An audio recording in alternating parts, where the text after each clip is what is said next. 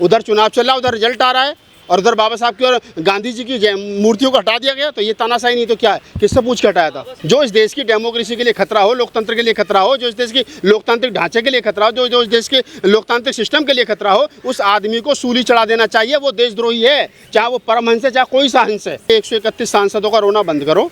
ये राजनीतिक आरक्षण खत्म होना चाहिए ताकि ये गधे घोड़े चुन करके जाना बंद हो। ये दुखद विषय है मोदी सरकार की जो कथनी और करनी है, जो आरएसएस और बीजेपी की डबल इंजन की सरकार है। मोदी सरकार मोदी जी के जो नेतृत्व में चल रही है, जो तीसरी बार चुन करके आए हैं, ये दुखद है। इनकी मंशा इस बात से साफ होती है कि बाबा साहब डॉक्टर अम्बेडकर की वैचारिकी से, फूले कबीर नानक रैदास की वैचारिकी से ये लोग डरते हैं। इसलिए शायद बाबा साहब डॉक्टर अम्बेडकर की मूर्ति को वहाँ से हटाया गया। लेकिन मोदी जी सबसे ज्यादा नाम लेते हैं, बाबा साहब का चरणों में फूल चढ़ाते हैं और कहते हैं कि मैं संविधान की वजह से ही जो प्रधानमंत्री बना हूँ, संसद पहुँचा हूँ। तो वो ऐसा कैसे कर सकते? देखिए, एक नाटकबाज आदमी होता है ना, नाटकबाज, वो मंच पे कुछ बोलता है, मंच के नीचे कुछ बोलता है, मंच के पीछे कुछ बोलता है, घर में जाके कुछ बोलता है, अपने लोगों में कुछ बोलता है, और वास्तविकता कुछ और होती है। तो ये वही हैं जिनके अयोध्या से जो सांसद प्रत्याशी थे लल्लू सिंह, वो कहते थे हम तीसरी बार चुन करके आएंगे, हमें 400 पार दीजिए तो हम क्या नाम है संविधान बदल देंगे। अनंत कुमार हेगड़े कहते हैं हम संविधान बदलेंगे। बीजेपी के आधा दर्जन से ज़्यादा मंत्री और विधायक और सांसद कहते हैं कि हम संविधान बदलेंगे।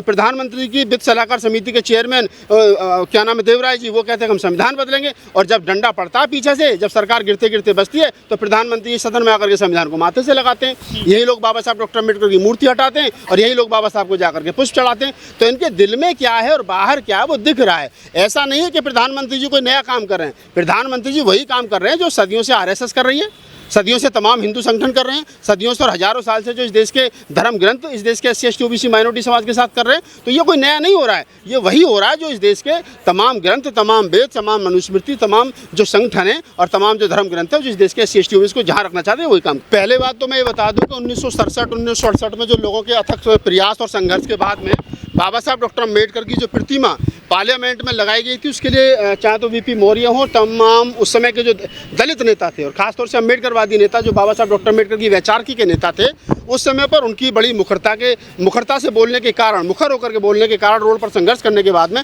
लगभग 67-68 में ये मूर्ति स्थापित की गई थी।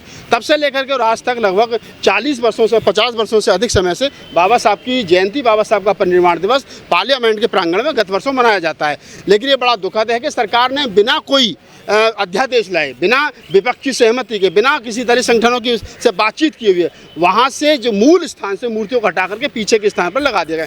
मैं मल्लिकार्जुन खड़गे साहब का धन्यवाद करता हूँ जो कांग्रेस के राष्ट्रीय अध्यक्ष हैं। उन्होंने कम से कम इस बात को प्रमुखता से उठाया है और उन्होंने कहा है कि मूर्तियों को उसी स्थान पर, मूल स्थान पर लगाया जाए, और अगर आप नहीं लगाओगे तो आपको जवाबदेही, आपकी जवाबदेही बनती है कि आपने वो क्यों नहीं लगाई है। तो मैं तमाम नेताओं में, जब इस देश के SC ST OBC समाज के नेता वोट लेना तो SC ST समाज का जानते हो, चाहे वो समाजवादी के नेता हो, चाहे वो अन्य बसपा के नेता हो, चाहे कोई और नेता हो, लेकिन बोलते नहीं हो। तो मैं मल्लिकार्जुन खड़गे साहब को धन्यवाद देता हूं कि वो कांग्रेस के राष्ट्रीय प्रेसिडेंट होने के बावजूद भी उन्होंने इस बात को मुखरता से उठाया है। तो मेरी शुभकामनाएं उनके लिए बहुत बहुत वो दीर्घायु हैं। VP मौर्य साहब ने बड़ा आंदोलन किया था, लाखों लोगों ने मेहनत करी तब जाके मूर्ति लगी थी। अब लोग निकलकर बाहर क्यों नहीं आ रहे हैं मूर्ति के लिए? देखिए, सवाल मूर्ति वहाँ से हटने का नहीं है। मूर्ति वहाँ से हटा के नई पार्लियामेंट में लगा दी गई है, पीछे लगा दी गई, दाएं लगा दी गई, बाएं लगा दी गई, वहाँ मूर्ति है। ये मोदी जी की तो छोड़ो, भागवत जी की तो छोड़ो, इनके बाप की हिम्मत रही कि मूर्ति को पार्लियामेंट के प्रांगण से हटा दें।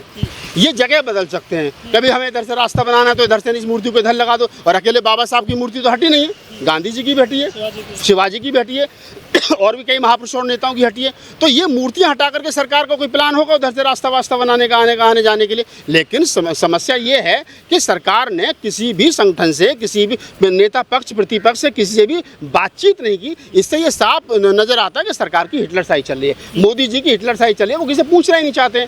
मूर्तियों को यहाँ के बजाय पीछे लगाना, दाएं लगाना, बाएं लगाना, नए पार्लियामेंट के प्रांगण में लगाना, ये कोई अतिशोक्ति नहीं है। लेकिन सवाल वही खड़ा होता है कि जो भी हुआ है वो गलत हुआ है, मोदी जी की तानाशाही है। और ये जो मैं बोल रहा हूँ और आप जो रिकॉर्ड कर रहे हैं, ये तानाशाही के खिलाफ बोला जा रहा है। मेरा उद्देश्य ये नहीं है कि देखो, मैंने भी आपको तानाशाही लगती है? बिल्कुल तानाशाही है, तानाशाही नहीं तो और क्या है ये। तो मैं वही तो कह रहा हूँ ना कि अकेले बाबा साहब की नहीं हटी है। दलित समाज को ये कह करके गुमराह नहीं किया जाए कि अकेले डॉक्टर अम्बेडकर की हटी है, गांधी जी की भी हटी है, छत्रपति साहू जी की और भी तमाम कई नेताओं की, फूले साहब की भी शायद हटी है। तो ऐसा नहीं है कि अकेले अम्बेडकर की हटी है। सर, पिछले साल इन्होंने शिवरात्रि मनाई थी म्यूजियम में जाकर के बाबा साहब के वहाँ पे। देखिए, आप दो चीज़ समझिए, चाहे तो डॉक्टर अम्बेडकर इंटरनेशनल सेंटर है, चाहे 15 जनपद वाला सेंटर है, वो सरकारी संपत्ति है, अकेले दलित समाज की तो है नहीं।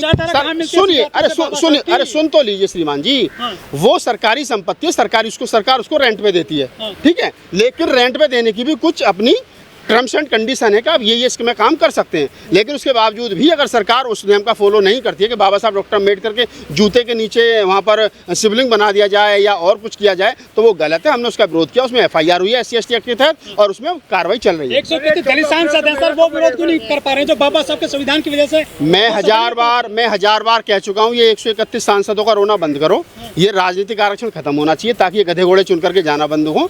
एक आपका चंद्रशेखर ठीक से आदमी चुन करके चला गया, उसके लिए धन्यवाद, हमारा छोटा भाई है, लेकिन 131 में से 90% वो हैं, 131 में से 131 में से 90% वो गधे घोड़े चुन करके चुनाव जाते हैं जिनकी जो अपनी पार्टी के रहमो करम पे चुन करके जाते हैं, ठीक है।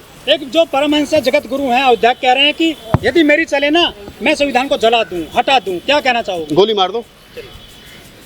परमहंस है वो? अरे परमहंस हो या कोई दूसरा हंस हो, जो इस देश की डेमोक्रेसी के लिए खतरा हो, लोकतंत्र के लिए खतरा हो, जो इस देश की लोकतांत्रिक ढांचे के लिए खतरा हो, जो इस देश के लोकतांत्रिक सिस्टम के लिए खतरा हो, उस आदमी को सूली चढ़ा देना चाहिए। वो देशद्रोही है, चाहे वो परमहंस है चाहे कोई सा हंस है। आप इस बात को समझिए, किसी भी व्यक्ति को संविधान से ऊपर होने की ताकत नहीं है। जो व्यक्ति संविधान से ऊपर होने की बात करता है वो सब गैर संवैधानिक है, गैर लोकतांत्रिक है, वो देशद्रोही है और संविधान विरोधी है, उसको फांसी की सजा होनी चाहिए। 10 लाख संगठन बताए जाते हैं बाबा साहब के नाम पर, बहुजनों के नाम पर, लेकिन वो विरोध नहीं कर पा रहे इस पूरे मामले का। अगर आपने एक संगठन बना के रजिस्टर्ड करा के विजिटिंग कार्ड अपनी जेब में रख लिया और उस पर लिख दिया मैं ओमदेव राष्ट्रीय अध्यक्ष फला डॉक्टर अम्बेडकर जन संघर्ष मोर्चा गली नंबर 5, और आपको आप ही की गली के 4 आदमी नहीं जानते हो, तो ऐसे बहुत सारे संगठन हैं, इनका विरोध नहीं करना चाहिए। सबकी रोजी रोटी चल, रोजी रोटी सबकी चलने दो। नागपाल जी, आप लोग कहते हैं बीजेपी बाबा साहब की विरोधी है, उन्होंने तो 5 स्थल बनवा दिए अपनी सरकार में, तो उन्होंने संविधान भी जलवाया है, उन्होंने बाबा साहब की मूर्ति भी हटवाई है, उन्होंने दलितों की बहन बेटियों के साथ में बलात्कार भी करवाए हैं। उन्हीं के विधायक सांसद ये भी कहते हैं कि हम संविधान बदलेंगे। अगर मेरा दुश्मन जो मुझे हजारों साल से पीटता आया हो, मेरे किसी बच्चे को बुला करके दाल रोटी फुल्का खिला दे या क्या नाम खीर खिला दे, तो मैं भूल जाऊं। अगर कोई, अरे भाई साहब 5 स्तर उन्होंने अपने बाप के पैसे से थोड़ी बनवा दिए। अगर हम 2 रुपये का पार्ले जी भी खरीदते तो उसमें टैक्स देते हैं, और इस देश के SC/ST वेलफेयर का जो टोटल जो इस देश का बजट है उसमें 25%, 22.5% SC/ST वेलफेयर का पैसा है। जब से देश आज़ाद हुआ है और आज तक अगर हम हिसाब लगाएं तो हजारों करोड़ रुपए इस देश के दलितों को सरकार की तरफ निकलता है। अगर 2-4 हज़ार करोड़ रुपए खर्च कर दिया सरकार ने तो अपने बाप का खर्च नहीं है, हमारे हिस्से का ही पैसा। पुरानी सरकारों ने भी करा, मैं सरकार ये वाली हो, सरकार वो वाली हो, सरकार आने वाली हो, मेरा सवाल सारी सरकारों से है कि इस देश के हजारों करोड़ रुपए, लाखों करोड़ रुपए SC/ST वेलफेयर का जो हमारा पैसा है जब से देश आज़ाद हुआ है और आज तक अगर हिसाब लगाया जाए तो कई लाख करोड़ रुपए दलितों का सरकार के पास निकलेगा। हमें हमारा पैसा दो, हम ये स्थल अपने आप बनवा लेंगे, ठीक है ना। लेकिन सर चुनाव में तो बाबा साहब की तस्वीर उठाए फिर रहे थे कि संविधान बचाएंगे, आरक्षण बचाएंगे, वो स्टेचू बचाने क्यों नहीं आए वो लोग? अब जो उत्तर प्रदेश में घूम रहे थे अखिलेश और राहुल गांधी। मल्लिकार्जुन खड़गे साहब ने कहा ना कि अगर बाबा साहब की और तमाम महापुरुषों की मूर्तियां उसी स्थान पर नहीं लगी तो हम उसके लिए संघर्ष करेंगे। जब कांग्रेस पार्टी का राष्ट्रीय अध्यक्ष इस बात को कह रहे हैं जो 82 साल के हैं, तो हमें धन्यवाद करना चाहिए। मायावती जी ने ट्वीट तक नहीं किया, उनका विरोध करना चाहिए। इस बात को ध्यान रखो।